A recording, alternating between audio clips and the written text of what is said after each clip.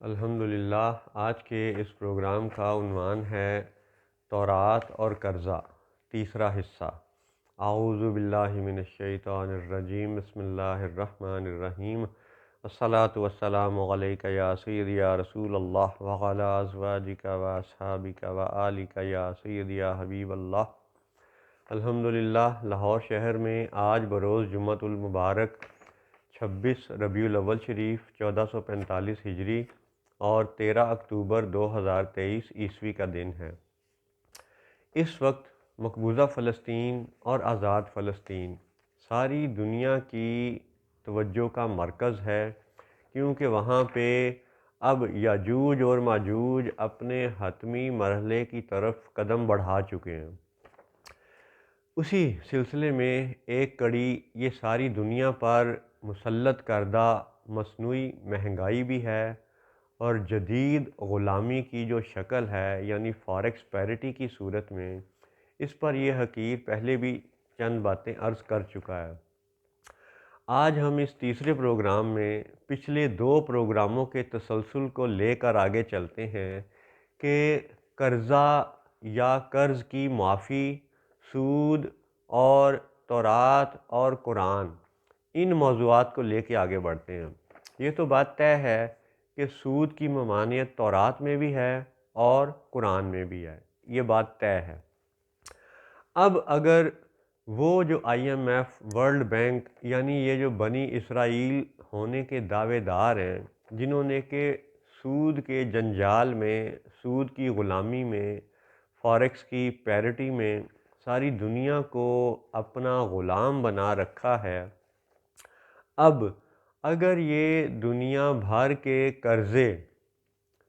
خود سے معاف کر دیں تو بروئے تورات یا رب تعالیٰ کی طرف سے ان کو اجازت ہے کہ وہ اپنی مرضی سے قرضے معاف کر سکتے ہیں۔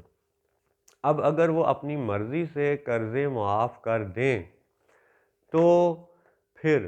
باقی جتنی بھی دنیا کے لوگ ہیں، اور بالخصوص جو مسلمان ممالک کے عوام اور حکمران ہیں، پھر تو ان کو اسرائیل کو تسلیم کرنے کی ضرورت ہی نہیں ہے، اگر وہ لوگ خود اپنی مرضی سے معاف کر دیں۔ ہاں، اگر وہ اپنی مرضی سے معاف نہیں کرتے، ٹھیک ہے، تو اب یہاں پہ دو صورتیں بنتی ہیں کہ دعویٰ ہے ان کا تورات کو ماننے کا، یعنی وہ جو آج یہودی ہونے کے دعوے دار ہیں اور زائونزم یعنی صہیونی وہ تحریک کا حصہ ہیں، اور تورات کو ماننے کا اور تورات کے قانون ہونے کا اقرار کرتے ہیں، ان کے لیے پھر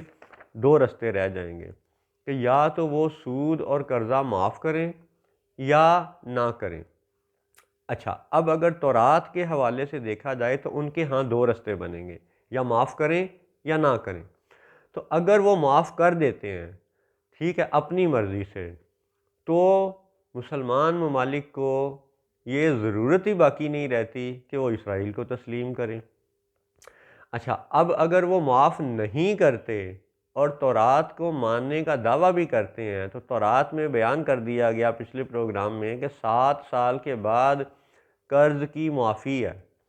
تو اگر وہ 7 سال بعد بھی قرضہ معاف نہیں کرتے تو اس کا مطلب ہے کہ وہ یہودی کہلانے کے بھی حقدار نہیں ہیں، بنی اسرائیل کہلانے کے بھی حقدار نہیں ہیں، اور تورات کے منکر اور تورات کے کافر بھی کہلائیں گے، کیونکہ انہی کے جوئش انسائکلوپیڈیا کے حوالے سے پچھلے پروگراموں میں یہ بتا دیا گیا کہ 7 سال کی شرط تورات میں ہے، قرآن میں نہیں ہے، اور اگر یہ تورات کی 7 سالہ شرط کو مان کر قرضہ معاف نہیں کرتے 7 سال بعد بھی، تو یہ تورات کے منکر ہوئے، تورات کے کافر ہوئے۔ تو جب یہ تورات کے کافر ہوئے تو یہ یہودی کہلانے کے حقدار نہیں ہیں۔ اور ویسے بھی آپ کو بتایا کہ یہودیزم، جوئزم، یہ کوئی مذہب ہی نہیں ہے، کیونکہ جودہ نبی نہیں تھا، جودہ پروفٹ نہیں تھا، جودہ یوسف علیہ السلام کا قاتل تھا، قتل کی کوشش کی، پھر جب وہ بچ گئے اس کے بعد انہیں فروخت کر دیا، یعنی غلام بنا کے بیچ دیا، یعنی جودہ ہیومن ٹریفکنگ میں بھی ملوث تھا۔ اس کے علاوہ بھی دیگر ثبوت ہیں جس سے یہ پتہ چلتا ہے کہ جودہ ہی قبیلہ تھا جو بت پرستی میں مبتلا رہا، دیوی دیوتاؤں کی پوجا میں مبتلا رہا۔ یہودا ہی کا قبیلہ وہ قبیلہ تھا جو سامری جادوگر کے ساتھ مل کر کے بچھڑے کی پوجا میں ملوث ہوا تھا، اور پھر موسیٰ علیہ السلام نے ان کو سزا دی تھی۔ ہاں، بعد میں ان کی معافی ہوئی، وہ ایک طویل داستان ہے، لیکن ابھی ہم آج تورات اور قرضے کے عنوان پر یہ یہودیوں کو یاد کروا رہے ہیں کہ اگر انہوں نے اپنی مرضی سے قرضہ معاف کر دیا تو بھی مسلمان ملکوں کو ضرورت نہیں ہے کہ اسرائیل کو تسلیم کریں، اور اگر وہ اب قرضہ معاف نہیں کرتے اور 7 سال کے بعد بھی نہیں کرتے تو نہ یہودی کہلانے کے حقدار ہیں، نہ بنی اسرائیل کہلانے کے حقدار ہیں، اور تورات کا منکر ہونے کی وجہ سے انہیں یہ حق بھی نہیں ہے کہ وہ کسی عبادت گاہ کی بات کریں، بالخصوص مسلمانوں کی مسجد الاقصی شریف کو توڑ کر کے، شہید کر کے، وہ جو شرک اور بت پرستی کے نام پر ٹیمپل بنانا چاہتے ہیں، اس کا انہیں حق نہیں ہے۔ حتیٰ کہ اگر وہ 7 سال کے بعد قرضہ معاف نہیں کرتے تو چونکہ وہ یہود اور تورات اور بنی اسرائیل کہلانے کے حقدار نہیں ہیں، اس لیے وہ سناگوگ بنانے کے بھی حقدار نہیں ہیں، مسجد کی جگہ پہ سناگوگ بنانے کے بھی حقدار نہیں ہیں۔ یہ تھی 2 وضاحتیں تورات کے حوالے سے۔ اچھا، اب آ جائیں قرآن پہ، کہ اگر یہودی یہ کہیں کہ جی مسلمانوں نے قرضہ تو لیا ہوا ہے، ٹھیک ہے، بے شک عوام نے نہیں لیا، ان کے حکمرانوں نے لیا ہے، تو ان کے حکمرانوں کے حوالے سے اگر وہ یہ کہیں کہ جی مسلمان ممالک کو قرض واپس دینا پڑے گا کیونکہ قرآن میں 7 سال کی شرط نہیں ہے، ٹھیک ہے، مان لیا کہ اگر قرآن میں 7 سال کی شرط نہیں ہے، یہ ہم مانتے ہیں، تو پھر یہ تو ماننا پڑے گا نا کہ جب تم قرآن کو ماننے کی بات کرتے ہو، قرآن پر عمل کرنے کی بات کرتے ہو، تو نمبر 1 نقطہ یہ ہے کہ قرآن سود کو منع اور ناجائز اور حرام اور خباثت قرار دیتا ہے، تو اس خباثت کو چھوڑنا پڑے گا، یعنی جو سود ساری دنیا سے تم وصول کر چکے وہ سود تمہیں واپس دینا پڑے گا، ایک بات۔ دوسری بات یہ کہ اگر 7 سالہ مدت قرآن میں بیان نہیں ہوئی اور قرآن پہ عمل کرنا ہے تو پھر یہ بھی یاد رہے کہ قرضہ تو مسلمان ملک دے چکے، جتنا لیا تھا اس سے زیادہ دے چکے، فاریکس پیریٹی کی صورت میں، کاغذی نوٹوں کے دجل میں، یہ ڈیجیٹل اور کرپٹو کرنسی کے دجل میں، بحری جہاز مال بھر بھر کے بھیجتے ہیں اور تم نے صرف 100 سال میں ضمانت نامے دیے ہیں اور سکرین پہ ایک نمبر دکھایا ہے، قیمت ادا نہیں کی، تو 100 سالہ مال کی قیمت ساری دنیا کو تم ادا کرو گے پہلے، اور پھر اگر تم قرآن پہ عمل کرنے کی بات کرتے ہو تو ٹھیک ہے، ہم مانتے ہیں کہ بروئے قرآن اصل قرض واپس کیا جائے گا، سود نہیں کیا جائے گا، اور اس سے اہم بات یہ کہ قرآن مسجد الاقصی شریف کو مسجد قرار دیتا ہے، اس عبادت گاہ کو مسجد قرار دیتا ہے، تو جب IMF اور ورلڈ بینک کے کرتا دھرتا لوگوں کو ساری دنیا سے قرض واپس لینا بروئے قرآن یاد ہے، تو پھر بروئے قرآن فلسطین میں موجود، یروشلم میں موجود اس سب سے اہم عبادت گاہ، یروشلم کی سب سے اہم عبادت گاہ یعنی مسجد الاقصی شریف کو قرآن مسجد قرار دیتا ہے، تو اگر قرض واپس لینا بروئے قرآن تمہیں یاد ہے تو پھر بروئے قرآن اس عبادت گاہ کو مسجد شمار کرنا پڑے گا، نہ تم اسے شہید کر کے سناگوگ بنا سکتے ہو، نہ تم اسے شہید کر کے ٹیمپل بنا سکتے ہو۔ تو یہ تھا خلاصہ آج کے پروگرام کا کہ اگر تورات پر جائیں تو بھی ٹیمپل نہیں بنے گا، اور اگر قرآن پر جائیں تو بھی ٹیمپل نہیں بنے گا۔ ہاں،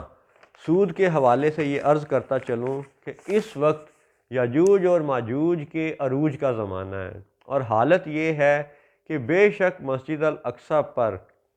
وہ جو علاقہ دکھایا جاتا ہے وہ فلسطین اور یروشلم کا دکھایا جاتا ہے، لیکن دجل یہ ہے کہ دوسرے ملک اردن کی شاہ حسین کی کمیٹی جو ہے، وقف کمیٹی جو کہ گورے برطانوی سامراج کی بٹھائی ہوئی ہے، وہ جناب اردن میں رہتے ہوئے فلسطین یروشلم کے اندر مسجد الاقصی کی وقف کمیٹی کے جناب انتظامیہ ہیں، چیئرمین ہیں۔ واہ کیا بات ہے، یہ بھی دجل ہے۔ لیکن دنیا جانتی ہے کہ عملی طور پر یروشلم آج ان سود خوروں کے قبضے میں ہے جو یہودی ہونے کے دعوے دار ہیں اور جو صہیونی ہونے کے دعوے دار ہیں۔ اور یہ بھی بات دنیا جانتی ہے کہ مکہ بھی آج ان لوگوں کے، ان آل سعود کے، ان نجدیوں کے قبضے میں ہیں کہ جو پاکستان کو سود پہ قرضہ دیتے ہیں، اور سودی بینکوں کا اجراء سعودیہ عرب میں آج سے نہیں کئی دہائیوں سے ہے۔ یعنی دونوں طرف آپ غور کریں کہ مسجد الاقصیٰ پہ وہ صہیونی عملی طور پہ قابض ہیں جو کامن ویلتھ کو چھوڑ کر کے سودی بینکوں کا نظام لے آئے ہیں۔ مکہ پر آل سعود اور نجدی وہ وہابی قابض ہیں کہ جو بیت المال کا نظام چھوڑ کر کے سودی بینکوں کا نظام لے آئے ہیں۔ یعنی آج دونوں قبلوں پہ عملی طور پر سود خور حاکم ہیں، اور یہ آپس میں ان کی دوستی اب یہ کوئی ڈھکی چھپی بات رہ نہیں گئی۔ ایک فتنے کو، یعنی یروشلم سے اٹھنے والے دجالی فتنے کو رسول اللہ صلی اللہ علیہ وآلہ وسلم نے سب سے بڑا فتنہ قرار دیا ہے، اور یہاں سعودیہ عرب کے نجد میں سے اٹھنے والے فتنے کو رسول اللہ صلی اللہ علیہ وآلہ وسلم نے قرن شیطان قرار دیا ہے۔ تو اب ایک طرف سب سے بڑا شیطانی فتنہ اور ایک طرف سے قرن شیطان، آج ان دونوں کی دوستی، آج ان دونوں کا گٹھ جوڑ اور آج ان دونوں کا سود خور ہونا، یہ اس بات کا غماز ہے، اس بات کا اشارہ کرتا ہے کہ یروشلم صہیونیوں کے قبضے سے تب آزاد ہوگا جب مکہ وہابیوں کے قبضے سے آزاد ہوگا، اور یہ بات اگر ہم نے نہ دیکھی تو ہماری اگلی نسل ضرور دیکھے گی کہ یروشلم تب آزاد ہوگا صہیونیوں کے قبضے سے جب مکہ وہابیوں کے قبضے سے آزاد ہوگا، کیونکہ دونوں قبلوں پہ جو عملی حاکم ہیں وہ اس وقت سود خور ہیں، اور سود خوری کو تورات میں بھی منع کیا گیا ہے، قرآن میں بھی منع کیا گیا ہے۔ قرآن و حدیث میں تو یہاں تک بیان کیا گیا کہ سود کی جو ہلکی ترین قسم ہے وہ بھی معاذ اللہ ماں سے زنا کے مترادف ہے۔ تو اب اس قدر سخت جب وعید ہے قرآن و حدیث میں، تو مسلمان حکمرانوں کو بالخصوص یہ بات سوچ لینی چاہیے کہ آج بھی غیر سودی نظام قائم کیا جا سکتا ہے، آج بھی خلافت کا نظام قائم کیا جا سکتا ہے، آج بھی دونوں قبلے سلطنت عثمانیہ کی طرح اور جناب عمر فاروق رضی اللہ تعالیٰ عنہ کی طرح، صحابہ کرام کی طرح اپنے اس انتظام میں لیے جا سکتے ہیں، یہ ممکن ہے۔ اور سود خوری کے حوالے سے آخری نقطہ یہ عرض کرتا چلوں کہ IMF اور ورلڈ بینک اور دیگر مالیاتی اداروں کے جو لوگ جو کرتا دھرتا وہ اپنے آپ کو بنی اسرائیل